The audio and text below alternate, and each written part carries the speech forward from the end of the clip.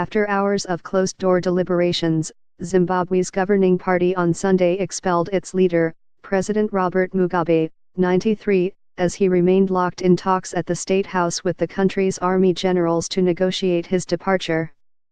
The stunning rebuke by his own governing party, ZANU-PF, came a day after thousands of Zimbabweans took to the streets to celebrate his continuing fall from power after a military takeover. The governing ZANU-PF party, which held emergency talks at its headquarters in the capital, Harare, to consider the fate of the president who had ruled for 37 years, appointed the previously fired vice president, Emmerson Mnangagwa, as Mr. Mugabe's successor. Under the constitution, Mr. Mugabe remains president, even if in name only. But if he does not resign by noon Monday, the committee members decided, he would face impeachment by Parliament. Cheers and dancing broke out in the building after the vote, according to video shared on social media. Before the committee's decision, Chris Mutsvangwa, a war veteran who has led the campaign to oust Mr. Mugabe, said as he went into the meeting, "We are going all the way," according to Reuters. He said that Mr. Mugabe should just resign and leave the country. He's trying to bargain for a dignified exit, but he should just smell the coffee. The Central Committee also expelled the president's wife, Grace Mugabe, as head of the ZANU-PF Women's League. Mrs. Mugabe, widely viewed as his likely successor, has not been seen in public since Wednesday.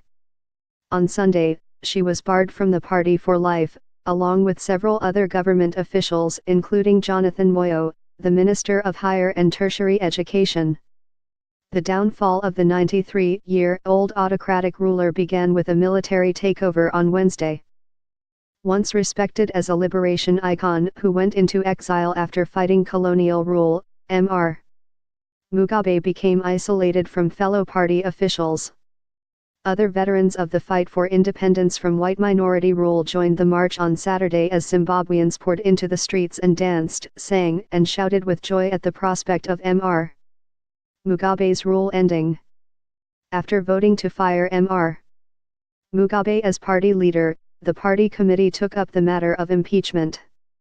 Innocent Gantz, the parliamentary chief whip from the Movement for Democratic Change Tsvangirai party, told the AP that when Parliament resumed this week, the chamber would definitely put in motion a process to impeach Mr. Mugabe. Mr. Mugabe was also meeting on Sunday for a second round of talks with the army commander Constantino Chiwenga, who had placed the president under house arrest. The military, seeking to deflect claims of a coup, said that the action was aimed at rounding up ZANU-PF officials implicated in economic crimes that have ravaged the economy of the southern African nation. Mr. Mugabe, who has resisted stepping down, was seeking to negotiate a dignified departure, the Zimbabwe state-run broadcaster said. A Catholic priest, Fidelis Mukanoru, was mediating. Others on the negotiating team include the acting intelligence director Aaron Nhipura and the Mugabe spokesman George Charamba.